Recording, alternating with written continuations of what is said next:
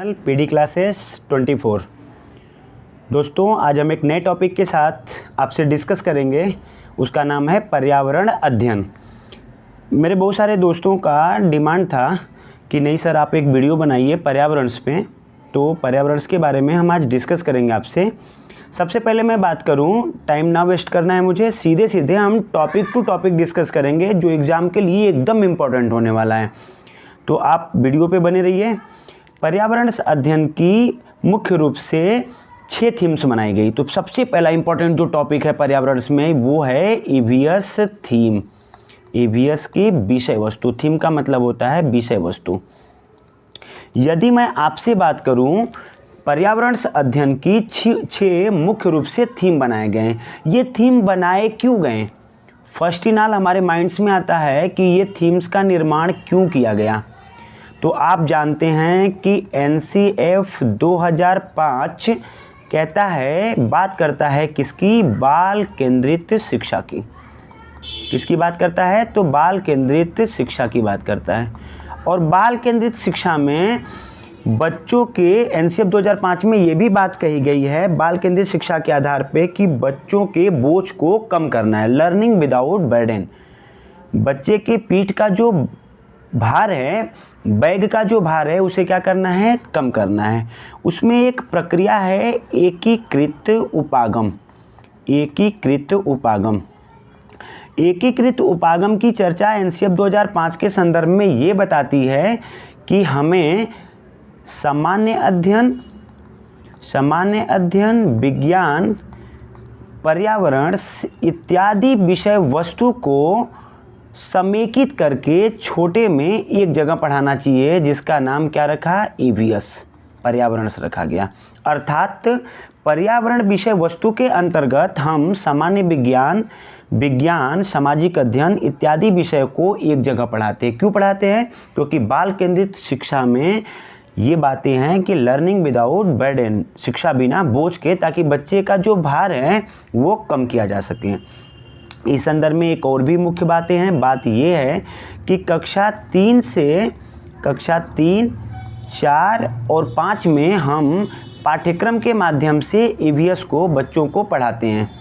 अभी मैं बताऊंगा 6 थीम्स के निर्माण किए गए हैं और इस 6 थीम में आप देखेंगे कि पर्यावरण के 6 थीम के अंतर्गत हम सामान्य विज्ञान इत्यादि के बारे में भी डायरेक्टली इनडायरेक्टली अध्ययन कर पाते हैं। आगे मैं बात करूं तो कक्षा 3, 4 और 5 में पाठ्यक्रम करिकुलम के माध्यम से ईवीएस विषय वस्तु में पढ़ाया जाता है, जबकि कक्षा 1, क्लास 1 और 2 में कोई किताब नहीं है, कोई बुक नहीं है। लेकिन ध्यान में रखिएगा, सीटेट में कई बार पूछा हुआ है, गणित और हिंदी के माध्यम से हम विषय वस्तु को क्या करते हैं? पढ़ाते हैं। आगे मैं वीडियो में चर्चा करूंगा कि बच्चा गणित और हिंदी के माध्यम से पर्यावरण का अध्ययन कैसे करता है। और कक्षा 3, 4, 5 में कुछ उप थीम्स बनाए गए हैं, कुछ थीम्स बनाए गए हैं, जिसके बारे में आगे मैं डिस्कस करूंगा। आपसे मैं चर्चा करूं तो आप यहाँ देख रहे हैं पर्यावरण अध्ययन विषय को बाल केंद्रित, मैंने लिखा है बाल केंद्रित एकीकृत उपागम के माध्यम से लगभग 6 सामान्य विषयों का समावेशन किया गया है। 6 अलग अलग क्या बनाए गए हैं? थीम बनाए गए हैं, जिसे हम विषय वस्तु भी कहते हैं। इस विषय वस्तु के माध्यम से हम बच्चों को पर्यावरण के बारे में, आसपास की चीज़ों के बारे में सिखाते हैं। तो आइए हम चर्चा करते हैं पहले थीम पे। पहली थीम है परिवार और मित्र। परिवार और मित्र, आप देख रहे हैं यहाँ पे कुछ फैमिलीज मेंबर्स हैं और कुछ उनके मित्र हैं, और ये दोनों लोग मिलकर के किसका निर्माण कर रहे हैं? पर्यावरण का। सभी लोग माने फैमिली और फ्रेंड्स, सभी फैमिलीज और फ्रेंड्स क्या हैं? परिवार के कुछ अंग हैं। और ये लोग बच्चे को परिवार के बारे में, सामाजिकता के बारे में, आपस में मिलजुल के रहने के बारे में बताता है परिवार और मित्र।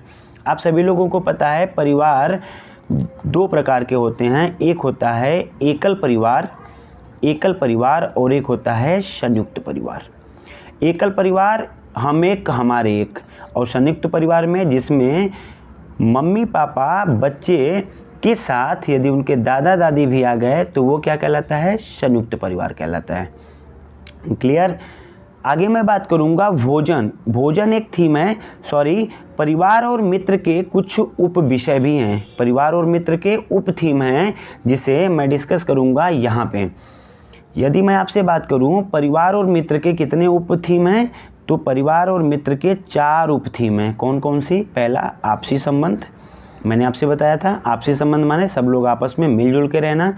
काम और खेल, बच्चा काम के माध्यम से, किसी वर्क के माध्यम से चीज़ों को क्या करता है? सीखता है। बच्चे को कोई काम करने के लिए दे दीजिए, काम करते करते उसमें क्या करता है? सीखता जाता है। खेल, बच्चा खेल के माध्यम से भी अपने परिवेश के आसपास के चीज़ों के बारे में सीखता है। तो ये है काम और खेल दूसरे नंबर पे। और तीसरे नंबर पे हैं जानवर।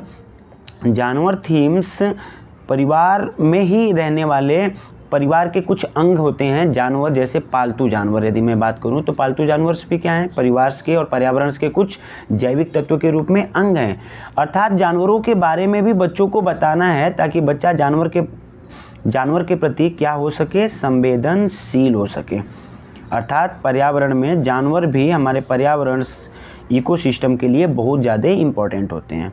पौधे की जो कि बहुत ही इम्पोर्टेंट हैं, अर्थात पौधों के बारे में बताना कि ये भी हमारे आसपास मौजूद होते हैं और ये भी हमारे लिए बहुत ज़रूरी होते हैं। अर्थात पौधों के बारे में भी बच्चे को संवेदनशील बनाना ही क्या कहलाता है? पौधों के बारे में बतलाता है। तो आपसे मैं बात करूं परिवार और मित्र के कितने थीम्स हैं, एग्जाम में पूछे जाते हैं, कई बार पूछे जाते हैं। तो पहला आपसी संबंध, दूसरा काम और खेल, तीसरा जानवर और चौथा मैं बात करूं तो पौधे। आगे मैं चर्चा करूंगा। अब यहाँ पे आप देख पा रहे हैं। अब दूसरे नंबर पे मैं बात करूं तो भोजन। दूसरे नंबर पे क्या है? भोजन।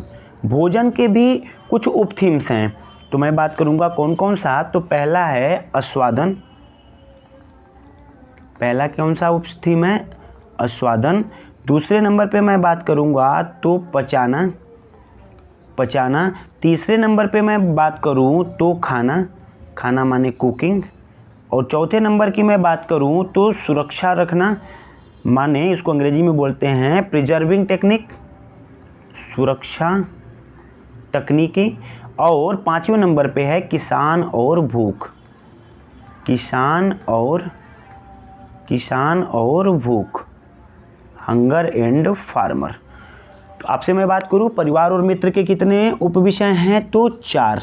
और भोजन के कितने उपविषय हैं? तो 5। कौन कौन सा? आस्वादन माने टेस्ट लेना, किसी भी देख रहे हैं आप यहाँ पे कुछ फ्रूट्स हैं उसका टेस्ट लेना भोजन के अंतर्गत है।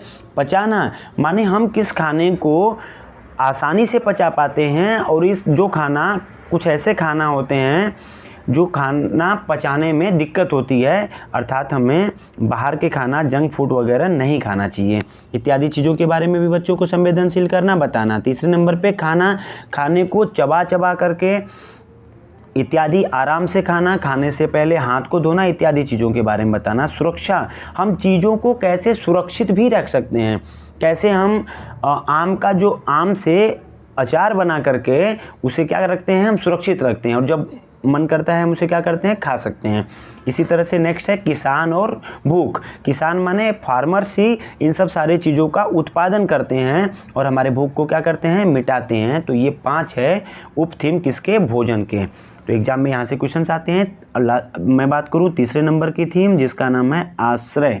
आश्रय मीन्स शेल्टर। आश्रय का संबंध आपने यहाँ पे देखा होगा, बच्चों को घर के बारे में बताना कि आसपास हमारे पर्यावरण में बहुत सारे ऐसे घर हैं, अर्थात अलग अलग जगहों पे। भारत एक है, भले ही यहाँ पे अलग अलग कुछ राज्य हैं। आपने देखा अलग अलग राज्यों में एनसीईआरटी की किताबों में अलग अलग घरों के बारे में बताया जाता है। ऐसे बच्चा ज्योग्राफिकल दृष्टि से, भौगोलिक दृष्टि से या भूगोल का अध्ययन कर पा रहा है कि अलग अलग लोग, जैसे लद्दाख में लोगों का अलग घर है। जैसे मैं बात करूं असम में घर अलग प्रकार से बनते हैं। इस परिवेश में यदि मैं बात करूं सामान्य परिवेश में, वहाँ पे कुछ अलग प्रकार के घर हैं। तो आश्रय के बारे में भी बताना, अर्थात ये है तीसरे नंबर की थीम। चौथे नंबर की मैं बात करूं पानी, सबसे ज़्यादा इम्पोर्टेंट है थीम्स। क्या? पानी को कैसे हम सुरक्षित रखेंगे, पानी का किस प्रकार से हमें यूज करना चाहिए, प्रयोग करना चाहिए, पानी को वेस्ट नहीं करना चाहिए, कौन सा जल संतुलित है, कौन सा जल असंतुलित है, इत्यादि चीज़ों के बारे में हम बच्चों को बताते हैं पानी थीम्स के माध्यम से। बात करूं यात्रा ट्रेवल्स के माध्यम से भी हम बच्चों को इत्यादि चीज़ों के बारे में बता सकते हैं। जैसे हम एक स्थान से दूसरे स्थान पे प्रॉपर जल्दी से कम टाइम में पहुंच सकते हैं, तो कैसे? कुछ यात्रा के माध्यम से। यात्रा जैसे बस से यात्रा करके, ट्रेन से यात्रा करके। हमारा देश बहुत बड़ा है और हम वहाँ पे किसी टेक्निक्स के माध्यम से, जैसे यात्रा के माध्यम से, बस के माध्यम से हम जल्दी से एक स्थान से दूसरे स्थान पे भ्रमण कर सकते हैं, है ना। तो बच्चा भ्रमण कैसे करेगा अपने पर्यावरण में? तो ट्रेन से, बस से, इत्यादि चीज़ों से। अच्छा, ये ट्रेन और बस कैसे चलती है इत्यादि चीज़ों के बारे में हम भ्रमण करते टाइम बच्चों को बता सकते हैं या यात्रा में बताना है। आगे, चीज़ें जो हम बनाते हैं और करते हैं, things we make and do, अर्थात अब बच्चों को थोड़ा बच्चों में वैज्ञानिक दृष्टिकोण, माने बच्चों को आत्मनिर्भर बनाना, कुछ करने के लिए लर्निंग बाय डूइंग, बच्चा करके सीखे, इत्यादि चीज़ों के बारे में भी सिखाना है। जैसे यहाँ पे आप देख रहे हैं फिगर्स में कुछ बॉटल्स हैं और कुछ बॉटल से घर की उपयोगी चीज़ों को बच्चा बना रहा है। जैसे कुछ पेपर्स हैं, पेपर से क्या कर रहा है? डलिया का निर्माण कर रहा है, डलिया बना रहा है। जैसे कुम्हार को आपने देखा, कुम्हार मिट्टी से क्या करता है? कुछ मिट्टी के बर्तन बनाते हैं जो पर्यावरण के लिए क्या है? हानिकारक भी नहीं है। तो इस तरह की टेक्निक्स भी बच्चों में प्रयोग करवाई जानी चाहिए या करवाया जाता है, जिससे बच्चों का जो मस्तिष्क है वो थोड़ा सा तार्किक क्षमता बढ़ाया जा सके। तो ये है चीज़ें जो हम कैसे बनाते हैं। तो क्लियर हुआ पर्यावरण के कितने थीम्स हैं? तो मैं बात करूँ आपसे, पर्यावरण के 6 थीम हैं। और यदि मैं बात करूं परिवार और मित्र के कितने हैं? तो आप बताएंगे कितने हैं? 4। यदि मैं आपसे बात करूं फूड माने भोजन, तो भोजन के कितने हैं? 5। यहीं से क्वेश्चंस एग्जाम में सीटेट में प्रत्येक वर्ष 1 या 2 नंबर का आता है। तो आप वीडियो को ध्यान से देखिएगा, लाइक करिएगा, सब्सक्राइब करिएगा। आगे यदि मैं बात करूं अब यहाँ पे आपसे, तो पर्यावरण शिक्षण और क्षेत्र के बारे में मैं बात करूंगा। तो नेक्स्ट वीडियो में मैं आपसे बात करूंगा पर्यावरण शिक्षण के बारे में, कि पर्यावरण शिक्षण होता कैसे है, कैसे हमें बच्चों को पर्यावरण के चीज़ों के बारे में पढ़ाना चाहिए। जैसे भ्रमण विधि के बारे में चर्चा करूंगा, कहानी विधि इत्यादि विधियों के बारे में चर्चा करेंगे, कैसे इसकी पेडागोजी से क्वेश्चंस आते हैं। और पर्यावरण के क्षेत्र के बारे में भी, जैसे यदि मैं बात करूं पर्यावरण के सामाजिक क्षेत्र, पर्यावरण के सांस्कृतिक क्षेत्र, पर्यावरण के आर्थिक क्षेत्र के बारे में भी मैं नेक्स्ट वीडियो में आपसे बात करूंगा।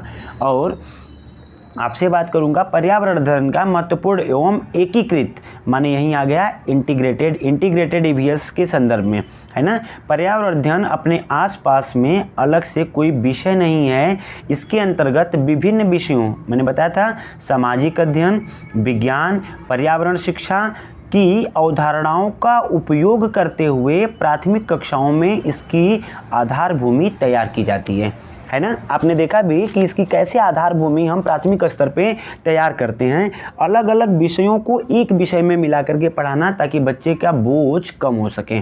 क्लियर हुआ? तो ये कहानी है, बाल केंद्रित शिक्षा के माध्यम से हम बच्चों को पढ़ाएंगे।